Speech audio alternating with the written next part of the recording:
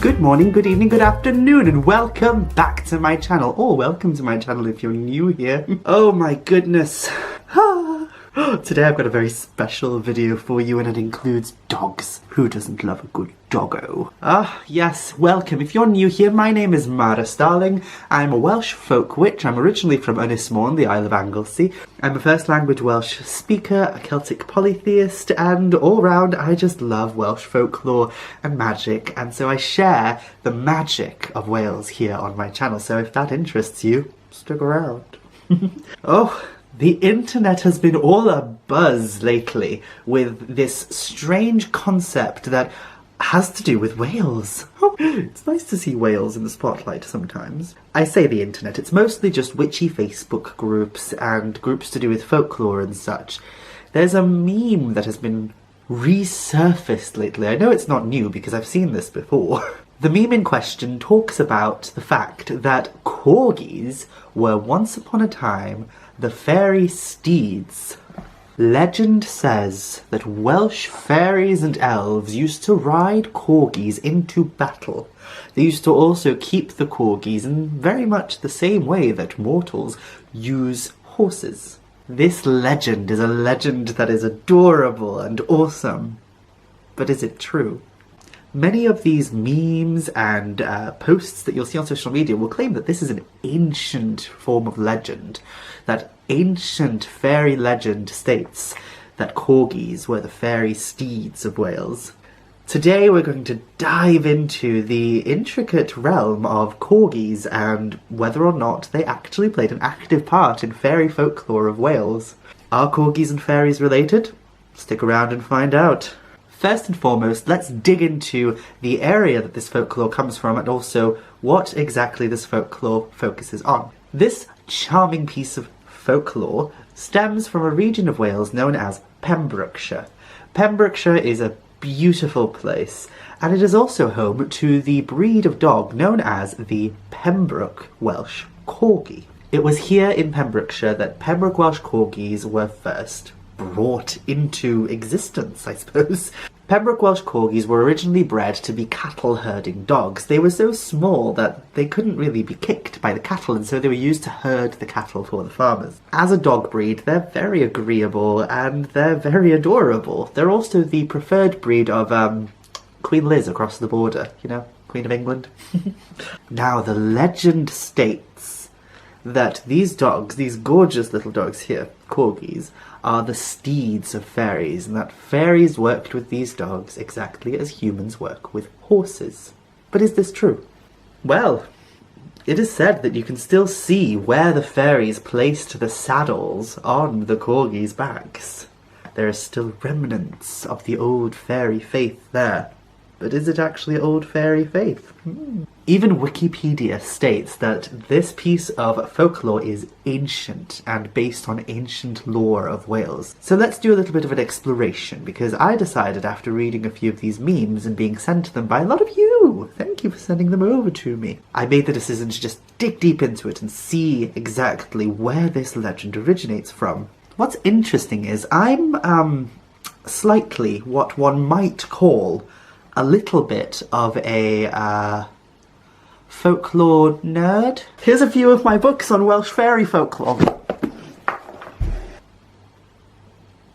Just a little bit, just a little bit. And despite my interest in folklore, I had never come across this idea in any of the folklore books that I had read. Not once in the Tales of Wales have I read a legend pertaining to corgis being the chosen dog of the fairies. But the legend is just so adorable, it must be true, mustn't it? It just can't not be, it's impossible, it can't not be because I need it to be true. So I went a-digging, and here's the thing, dogs do play a role in Welsh fairy folklore. One of the first books I looked into was Coelion Cymru, and Coelion Cymru is a book that translates to mean the beliefs of Wales. It's a compendium of folk belief, folklore, folk magic, and all sorts of beautiful things from Wales. Written by Evan Isaac and published in 1938. It's a great book. There's a whole chapter on y Tylwyth Teg, the fairies of Wales, in that book, so I decided to have a little read through of that chapter to see if there was any mention of the fairy Corgis. Now, Evan Isaac does not mention that Corgis are the fairy dogs. However, he does mention that dogs play a role in fairy lore. In the book, he explains that sometimes fairies would go out on wild hunts, very similarly to how humans would, and they would go on these hunts on pygmy little fairy-sized horses. So they weren't riding corgis, that's for sure. However, he then goes on to explain that when they were riding the horses through the woodlands and doing their little hunts, there would be little dogs or puppies that would run around with them as well. I suppose similar to how we have hunting hounds in the mortal world. But again, he does not refer to them as corgis. They are very much just puppies or dogs of any sort. So that's a shame. It's a mention of dogs, but not a mention of corgis. Okay, moving on. How else do dogs play a role in fairy folklore? I'm sure you're all familiar with the Cŵn a Nofn, that is, the dogs of the otherworld, or the dogs of the deep. In the Mabinogi, the Cŵn a Nofn are described as pure white hounds with blood-red ears, and they're very much hunting hounds. They are seen riding alongside the king of the otherworld, Arawn. Pwyll, the prince of Dyfed, stumbles upon the Cŵn a Nofn, and he shoos them away so that his own dogs can feast on a stag that they had killed. But again, these dogs are not corgis. Now, a Nofn has become known in the folkloric system as the realm of fairies, and Arawn, or sometimes Gwyn ap Nudd, is referred to as the king of fairy and have a relation to the Cŵn a Nofn, the dogs of the otherworld. But again, hunting hounds that are pure white with blood-red ears don't sound like corgis to me. Okay, I had to pull out the big guns, so I went through the Welsh Fairy book by W. Jenkin Thomas, and I scoured that book for any mention of fairies. I also went through a variety of my little folklore compendiums that I own, both in Welsh and in English. And there were mention of dogs. In some folktales, fairies would sometimes leave dogs in a rural location, and that dog would sometimes be injured or would appear injured or sick. And then they would wait and see how the humans who might walk by them would treat that dog. Treating it poorly would result in curses and all sorts of mischief from the fairies, but treating them well would result in gifts. Again, though, these myths do not mention that these dogs are corgis. It feels like we're running out of luck with finding a corgi in Welsh fairy lore. And that seems to be it. There are other dogs that can be found in Welsh folklore that are spectral and black and huge and monstrous in nature, but still no mention of corgis. Wherefore art thou, cute little doggo? And then I found it. I found an old poem that talks about corgis. Here it is, I thought, the ancient lore of Wales, the folklore of Wales, a poem that talks about corgis as the animals of the fairies. It's true. This poem was published in... Did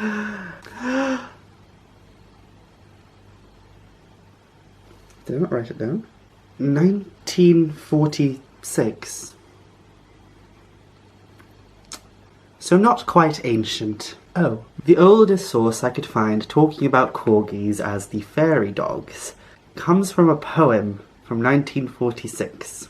The poem was written by a lady known as Anne G. Biddlecombe, and it was first published in 1946. The poem is quite magical in nature, and it's a beautiful poem, and it tells the tale of children who come across two beautiful little puppies while playing in a hollow. The two puppies are described as such. Burnished gold their coat and colour, shining like a piece of satin.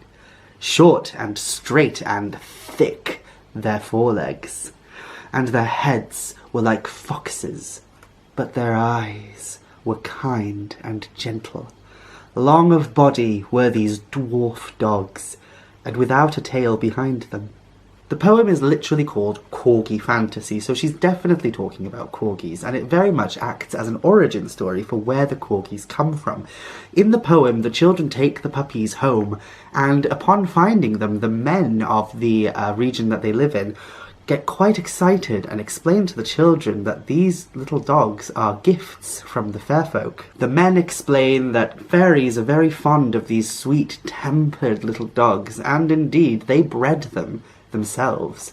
So not only are the corgis dogs of the fairies, they literally come from the realm of fairy as well. The fairies used them to work their fairy cattle. They pulled fairy coaches. They were ridden as fairy steeds by fairy warriors, and they played with fairy children all day long. This poem cements the idea that corgis are very much the animals or the dogs of the fair folk, the fairies. However, this poem only goes back to 1946. It's not part of any ancient mythology or lore. My favourite part of the poem is at the very end, when the author says this: "Should you doubt this ancient story, laugh and scoff and call it nonsense. Look and see the saddle markings, where the fairy warriors rode them." Going back to that idea that you can still see the markings of where fairies used to place their saddles on the corgis. This 1940s poem was reprinted over and over again across the world, and so this idea spread everywhere. Variations of the poem sprung up, and suddenly this piece of modern poetry lore became part of the cultural consciousness. It was general knowledge that corgis were the fairy dogs. The only other hint towards corgis being maybe fairy in nature is their name. Cor in Welsh means dwarf, whereas gi, coming from the Welsh word for key. So the word corgi comes from the Welsh language and literally means dwarf dog. Of course, that could just be because they're small, not because they're related in any way to elves, dwarves, and fairies. The truth is that this piece of lore is modern in nature and has no basis in any ancient folklore or mythology of Wales. It is not ancient an idea, as the Wikipedia article states, or the poem states, but this idea is still a lot of fun and is deeply adorable, and so I do not see a reason why we should stop talking about it. However, take heed of the fact that it's not part of old fairy faith or fairy lore of Wales. Simply someone's dream and fantasy about the adorableness of the corgis and where they might have come from. I truly hope that this fact doesn't crush anyone's spirits. I know, it is deeply upsetting that it does not stem from any ancient fairy lore, and that Wales does not have any ancient fairy tales. Speaking of, the corgi. A piece of modern lore which has been woven into the cultural consciousness so much that you see this idea repeated over and over. I wonder how much more of folklore that we talk about online and such and don't actually have any basis in old folklore. This is a lesson as well in vetting your sources. Rather than trusting a meme on Facebook, perhaps go dig into some books, read for yourself, and find out the information. At the end of the day, if you find it very hard to find a piece of information that you see online in any books about folklore, then it's probably modern in nature and does not have any basis in actual folklore. But that doesn't mean that you can't enjoy the modern lore and create art based off it.